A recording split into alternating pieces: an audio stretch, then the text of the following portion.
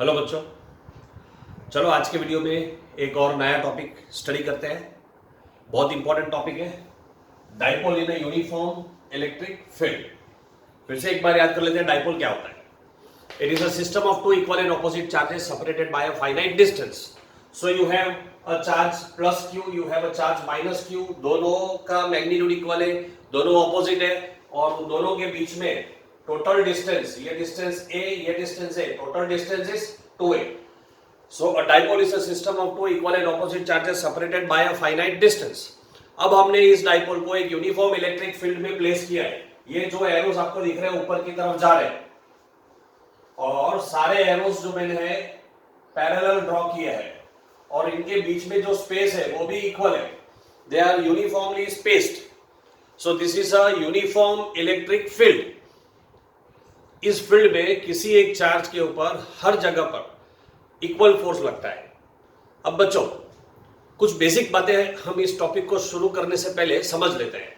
आगे वाले सारे वीडियोस में जो जो हमने पॉइंट स्टडी किए हैं, थोड़ा बहुत 11th का भी टॉपिक्स एक बार रिवाइज कर लेते हैं, because we have to apply all those concepts in this topic. The first concept I want you all to understand is that the charge Q, if we place a charge Q in a uniform electric field, a force acts on the charge. What is the formula for force? I want you to remember this value. Force का formula है F is equal to QE. ये formula एक तो आपको याद रखना है। दूसरी बात, force वेक्टर क्वांटिटी है तो उसका डायरेक्शन कौन सा होगा। अगर हमने पॉजिटिव चार्ज को फील्ड में रखा है तो फोर्स का डायरेक्शन कौन सा होगा। अगर हमारा चार्ज पॉजिटिव है तो force acts along the electric field, वो इलेक्ट्रिक फील्ड के डायरेक्शन में एक्ट करेगा। नेगेटिव चार्ज के ऊपर जो फोर्स लगता है वो इलेक्ट्रिक फील्ड के ऑपोजिट डायरेक्शन में एक्ट करेगा। On a negative charge the force is opposite to the electric field. ये दो बातें याद रखनी है। सबसे पहली बात कि if we place a charge in an electric field then the force acting on the charge is QE. One thing. Second thing, if the charge is positive, then the force is acting in the direction of the field. If the charge is negative, then the force is acting in the direction opposite to the field. And third and very important concept is about torque.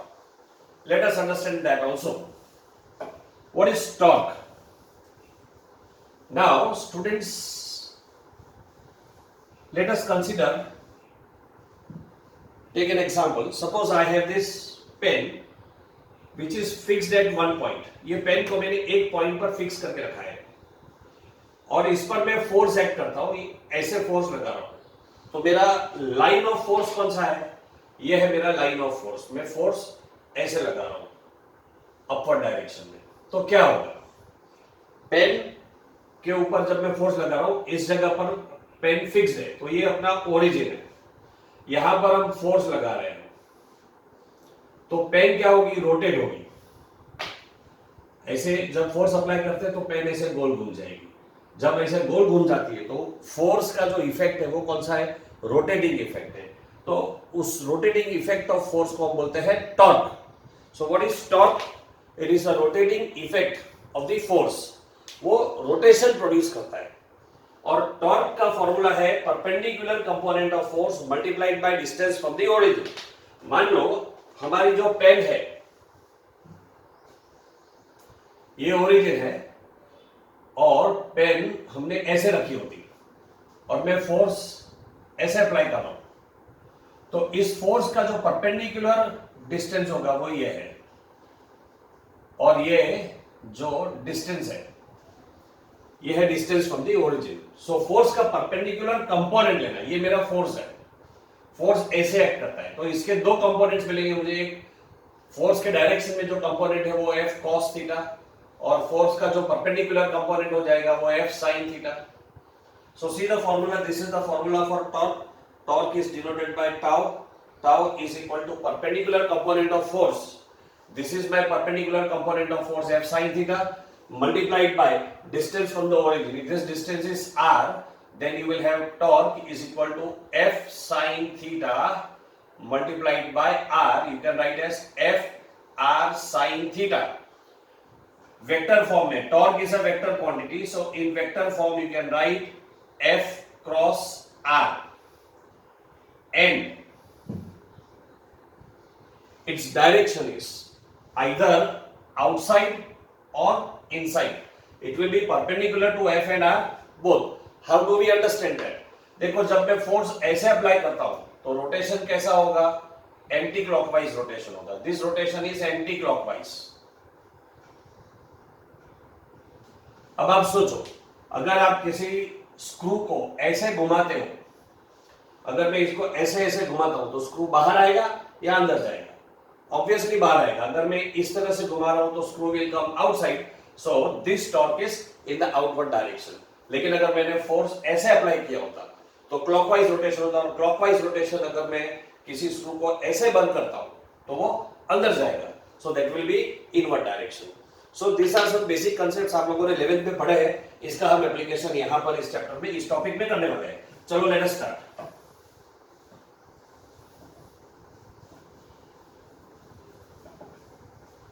See the diagram, students. In the diagram I am having a permanent dipole. What is the meaning of a permanent dipole?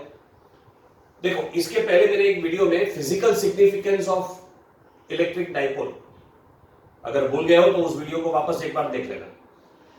Physical significance of electric dipole में हमने पढ़ा था कि दो type के molecules होते हैं, polar molecules और non polar molecules. Non polar molecules होते हैं उनका डाइपोल मोमेंट टेम्पररी होता है. उनको जब इलेक्ट्रिक फील्ड में रखते हैं, प्लेस करते हैं, तब उसमें डाइपोल मोमेंट प्रोड्यूस होता है. लेकिन परमानेंट डाइपोल जो होता है ना, वो इलेक्ट्रिक फील्ड हो या ना हो, उनका डाइपोल मोमेंट हमेशा होता है. सो ये हमारा परमानेंट डाइपोल है. अब इस परमानेंट डाइपोल को हमने यूनिफॉर्म इलेक्ट्रिक फील्ड में रखा है. तो ये पॉजिटिव चार्ज है, ये नेगेटिव चार्ज है. पॉजिटिव चार्ज के ऊपर फोर्स लगेगा ऐसे अपर डायरेक्शन में. सो फोर्स ऑन पॉजिटिव चार्ज कितना होगा बताओ? अभी हमने बेसिक कंसेप्ट में फॉर्मूला देखा था. फोर्स का फॉर्मूला है QE. So force on the positive charge is QE. It will be in the upward direction. Just to indicate that I am making this arrow. Force on negative charge कैसा होगा बताओ? ये negative charge हमारा minus Q, उस पर लगने वाला force ऐसे डाउनवर्ड डायरेक्शन में होगा. So that is minus QE. और इसका डायरेक्शन कैसा होगा? डाउनवर्ड्स होगा. तो ये हो गए हमारे फोर्सेस. अब बच्चों एक बात मुझे बताओ, किसी भी ऑब्जेक्ट के ऊपर अगर मैं फोर्स अप्लाई करता हूं तो क्या होगा? अगर ये पेन है और इसके ऊपर मैं ऐसे फोर्स अप्लाई करता हूं तो पेन में क्या होगा? मोशन प्रोड्यूस होगा. ये पेन को मैंने ऐसे बीच में फिक्स कर दिया और एक फोर्स ऐसे लग रहा है, दूसरा फोर्स ऐसे लग रहा है, तो पेन ऊपर जाएगी या नीचे जाएगी? देखो, मैं यहां पर फोर्स अप्लाई कर रहा हूं तो पेन ऊपर जा सकती है, इधर फोर्स अप्लाई करता हूं तो पेन नीचे जा सकती है. लेकिन दोनों फोर्सेस अगर इक्वल एंड ऑपोजिट है तो पेन ऊपर भी नहीं जाएगी, नीचे भी नहीं जाएगी. चार्ज Q के ऊपर जो लगने वाला फोर्स है वो ऑपोजिट डायरेक्शन, अपर डायरेक्शन में. माइनस Q के ऊपर लगने वाला जो फोर्स है वो डाउनवर्ड डायरेक्शन में. अगर मैं पूरे डाइपोल की बात करता हूं तो बच्चों अभी आप इसको ऐसे समझो. डाइपोल के ऊपर दो फोर्स लग रहे हैं. फिर से, डाइपोल के ऊपर दो फोर्स लग रहे हैं. एक फोर्स अपर डायरेक्शन में लग रहा है, दूसरा फोर्स डाउनवर्ड डायरेक्शन में लग रहा है. दोनों फोर्स का मैग्नीट्यूड सेम है. So you are having two equal and opposite forces, they will cancel each other. So that means there is no net force.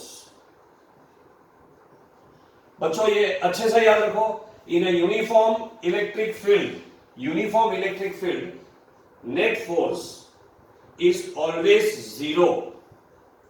ये बहुत बार एग्जाम में आता है और बच्चे इसमें गड़बड़ कर देते हैं. Remember this. In a uniform electric field, net force acting on the dipole is always zero.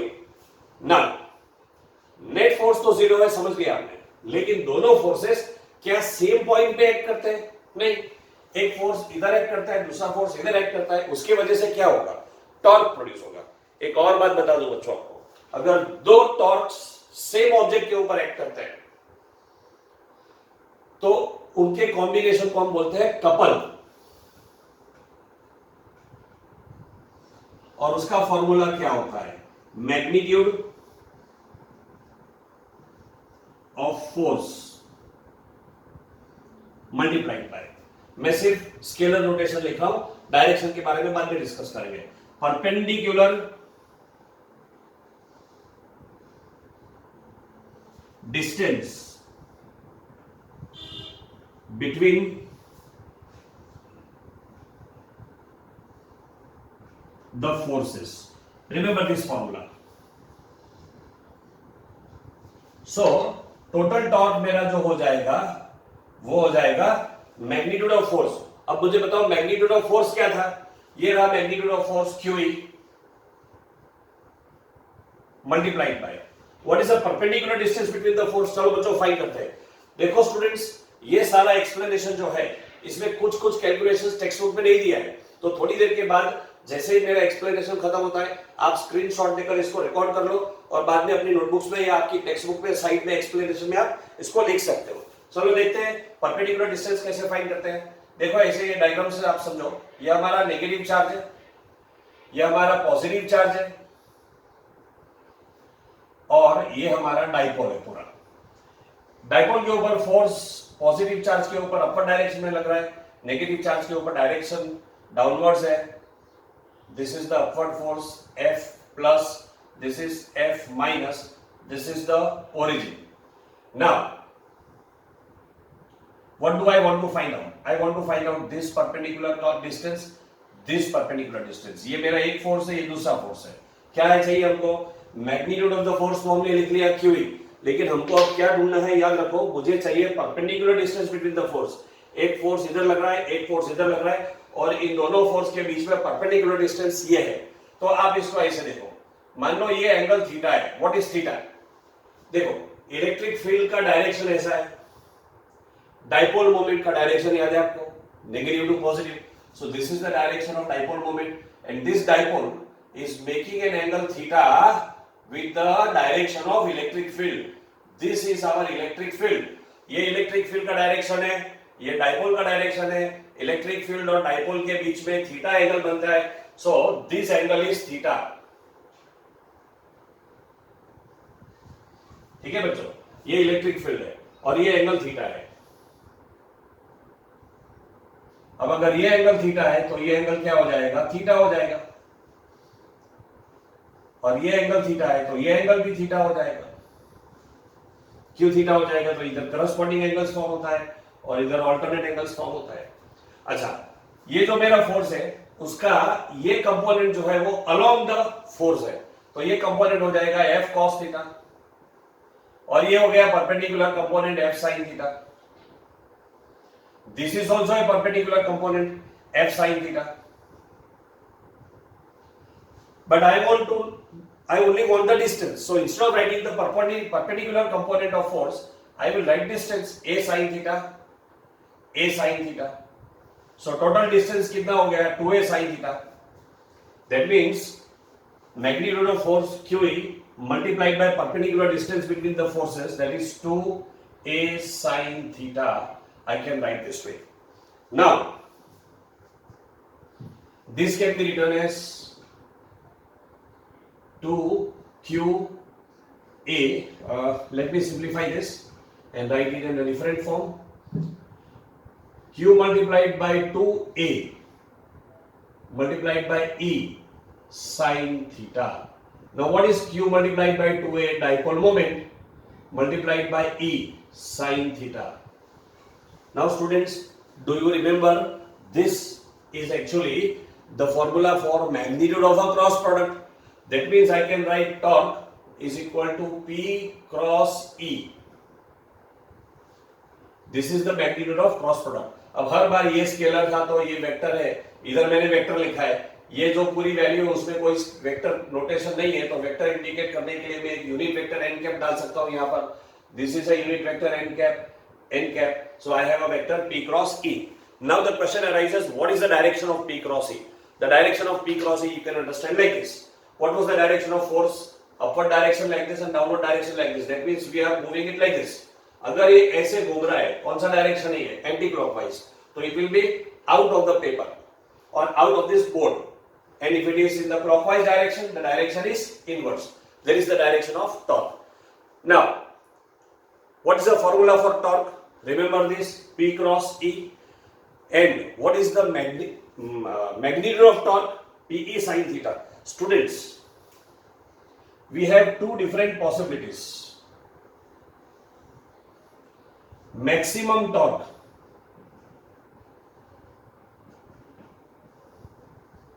will be PE sin theta.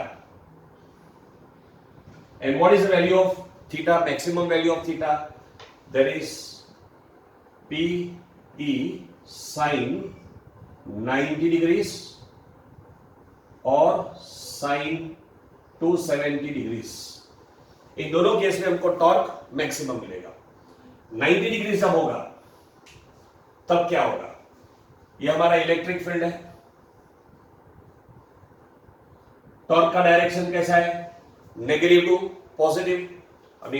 Dipole moment का डायरेक्शन नेगेटिव टू पॉजिटिव होता है. यानी वो इलेक्ट्रिक फील्ड के साथ 90 डिग्री बनाता है. तो हमारा जो डाइपोल मोमेंट होगा वो ऐसा होगा. This is minus Q, this is plus Q, and the dipole is forming 90 degrees with the electric field. Then torque will be maximum. This is one possibility. Another possibility, बाजू में दूसरा diagram draw कर दूं मैं. अगर मैं उल्टा कर देता हूं, ये अपने टॉर्क का डायरेक्शन है, डाइपोल मोमेंट का डायरेक्शन है. अगर मैं चार्जेस को उल्टा कर देता हूं, this is plus q and this is minus q. This time the direction of dipole moment is towards the left. Electric field is upwards. तो देखो मैथमेटिकली ये 90 degrees, 180 degrees, 270 degrees. So this time the dipole is forming 270 degrees with the electric field. In both the cases you will have maximum torque. What will be the value of sin 90? 1. Sin 270 minus 1. That means your maximum torque is PE. Either it could be plus or it could be minus. That is how you find out maximum torque. So बच्चों torque maximum कब होता है? जब dipole moment and electric field के बीच का angle 90 degrees या 270 degrees होता है. Let us see another condition. Another condition is minimum torque. Tell me when will be the torque minimum? मैं मिनिमम टॉर्क वाला कंसेप्ट एक्सप्लेन करूं उससे पहले आप इसका स्क्रीनशॉट ले लो so that you can copy this letter. I want to rub this diagram and I want to explain the condition of minimum torque. Take the screenshot and let us proceed further.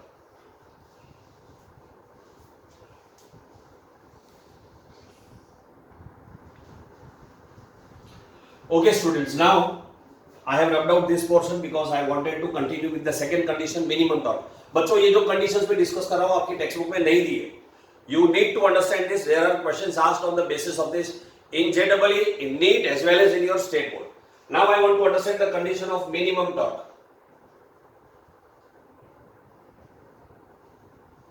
What is the formula for torque? Torque is equal to PE sin theta. तो sin theta की minimum value कब मिलेगी आपको? If theta is 0 degrees और theta is 180 degrees. So for this the condition is theta is 0 degrees or theta is equal to 180 degrees. What is theta? It is the angle between the dipole moment and electric field. Let us understand this once again. This is our electric field and dipole moment also must be in the same direction. If I have a positive charge like this here, plus q, then negative charge minus q. This is our dipole moment. From negative to positive, this is the direction of dipole moment. The direction of dipole moment and the direction of electric field are same. In this case, theta is equal to 0. Now, consider the another case. Electric field is in the upward direction. Dipole moment will be the downward direction. Obviously, यहां पर अब हमारा negative Q charge होगा, नीचे हमारा positive Q charge होगा. Dipole moment का direction downwards है. तो यहां पर थीटा कितना हो गया? 180 degrees. In both the cases you will have torque is equal to 0. Now the question, students NEET में जनरली में एकदम सिंपल सा क्वेश्चन है, लेकिन ऐसा क्वेश्चन एग्जाम में पूछते हैं. In a uniform electric field, force, net force is always zero. Remember this, I am repeating. In a uniform field, net force is zero. I repeat, in a uniform field, net force is zero. But net torque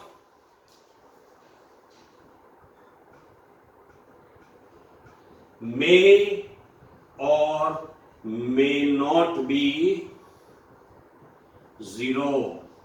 Net torque may or may not be zero. Remember this. Now you need to write this also. So take the screenshot fast. I am going to rub out the entire board, and now we will proceed with the next concept.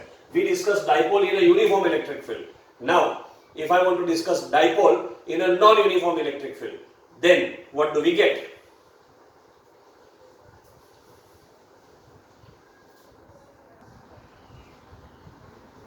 चलो बच्चों समझते हैं non uniform electric field में क्या होता है. देखो, ये नॉन यूनिफॉर्म इलेक्ट्रिक फील्ड है, ये यूनिफॉर्म इलेक्ट्रिक फील्ड है.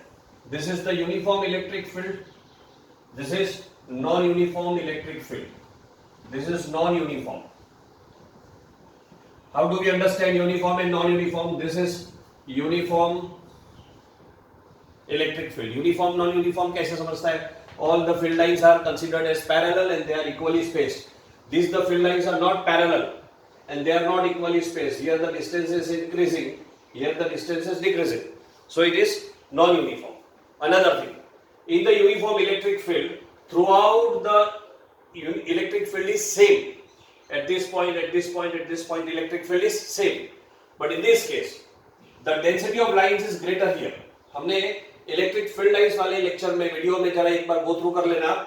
जहां पर फील्ड लाइंस की डेंसिटी ज्यादा होती है वहां पर इलेक्ट्रिक फील्ड ज्यादा होता है, इधर पे डेंसिटी कम है. So in this region the electric field intensity is less. Now remember one thing कि जब हमने किसी नॉन यूनिफॉर्म इलेक्ट्रिक फील्ड में रखा है डाइपोल को, तो क्या होता है पहले ये समझ लो. अगर मैंने किसी यूनिफॉर्म इलेक्ट्रिक फील्ड में डाइपोल को रखा है तो क्या होगा?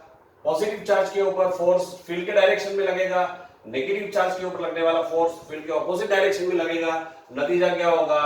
जो हमारा डाइपोल है वो गोल घूम जाएगा, रोटेट करेगा. इसमें क्या होगा? इसमें हमने और एक बात देखी थी कि नेट फोर्स क्या होता है? जीरो होता है.